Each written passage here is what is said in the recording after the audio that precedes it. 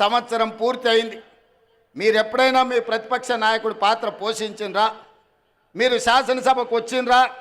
మీ అనుభవాన్ని ఎమ్మెల్యేగా, రాష్ట్ర మంత్రిగా, పార్లమెంట్ సభ్యుడిగా, కేంద్ర మంత్రిగా, తెలంగాణ రాష్ట్ర సమితి అధ్యక్షుడిగా, తెలంగాణ రాష్ట్ర ముఖ్యమంత్రి 10 సంవత్సరాలుగా మీకున్న అనుభవాన్ని, మీ వయసును తెలంగాణ ప్రజల కోసం ఏ ఒక్క రోజైనా వినియోగించినరా? మీరు ఆలోచన చేయండి, ఆత్మ పరిశీలన చేసుకోండి. చంద్రశేఖర్ రావు గారు ఇంత అనుభవాన్ని 40 సంవత్సరాల ప్రజా జీవితంలో 4 కోట్ల ప్రజలు మీకు అండగా నిలబడి మిమ్మల్ని మోస్తే ఈరోజు ప్రతిపక్ష పాత్ర, శాసనసభలో ప్రతిపక్ష కుర్చీ ఖాళీగా ఉండడం, ఈ తెలంగాణ సమాజానికి ఏమి సమాధానం చెప్తారు మీరు అని అడుగుతున్నా.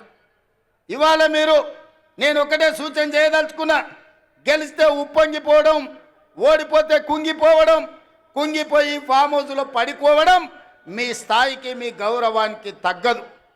ఓటమి మేము చూసినాం. ఎమ్మెల్యేగా నేను ఓడిపోయినా, ఎమ్మెల్యేగా ఎంకన్నా ఓడిపోయిండు. కానీ ప్రజాక్షేత్రం మొదలలే మళ్ళా పార్లమెంట్ ఎన్నికల్లో నిలబడి ప్రజా తీర్పు కోరినాం. మల్కాజ్గిరి నుంచి నేను, అదేవిధంగా నల్గొండ నుంచి ఎంకన్నా ఎంపీలుగా గెలిచి పార్లమెంటులో తెలంగాణ గళాన్ని వినిపించినాం. ఎమ్మెల్యేగా గెలిచిన ఉత్తమ్ కుమార్ రెడ్డి గారు పార్టీ ఆదేశాల మేరకు పార్లమెంటు నల్గొండ నుంచి, భువనగిరి నుంచి వీళ్ళందరూ కూడా ప్రాతినిధ్యం వహించారు.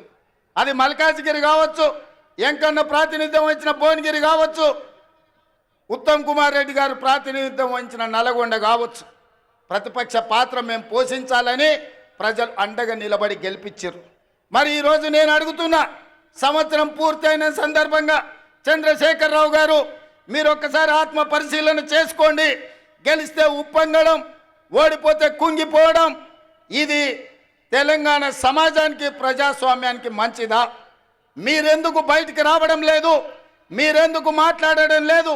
ప్రభుత్వం తీసుకుంటున్న నిర్ణయాలు మీకు నచ్చకపోతే, ప్రజలకు కష్టం వస్తే ప్రజల పక్షాన మీరు మాట్లాడవలసింది పోయి మీరు ఒక గాలి బ్యాచ్ను జమ చేసి ఊరి మీదకి వదిలినరు.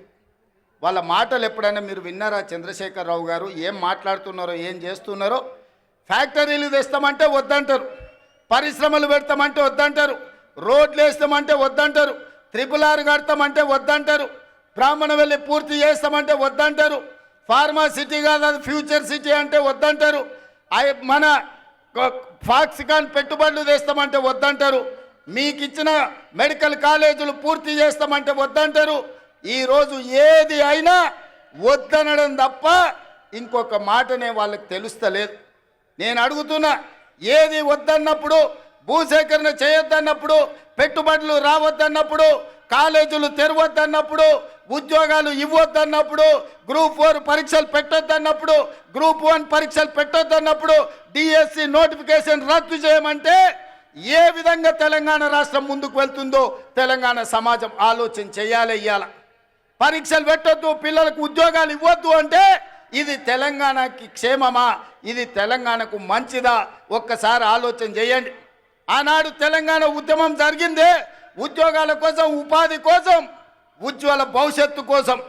నూనూగు మీసాల యువకులు ఉస్మానియా యూనివర్సిటీ, కాకతీయ యూనివర్సిటీలలో తెలంగాణ ఉద్యమాన్ని ఉవ్వెత్తున లేపి ఓ ఈశాన్ రెడ్డి, ఓ వేణుగోపాల్ రెడ్డి, ఓ కానిస్టేబుల్ కిష్టయ్య, ఓ యాదయ్య వీళ్ళందరూ ఆత్మ బలిదానాలు చేసుకొని శ్రీకాంతాచారిని ఆదర్శంగా తీసుకొని వాళ్ళు ప్రాణ త్యాగాలు చేసింది వాళ్ళ భవిష్యత్ తరాల పిల్లలకు ఉద్యోగ ఉపాధి అవకాశాలు రావాలి, వాళ్ళ బతుకులైన బాగుపడాలి అని కదా తెలంగాణ కోసం త్యాగం చేసింది.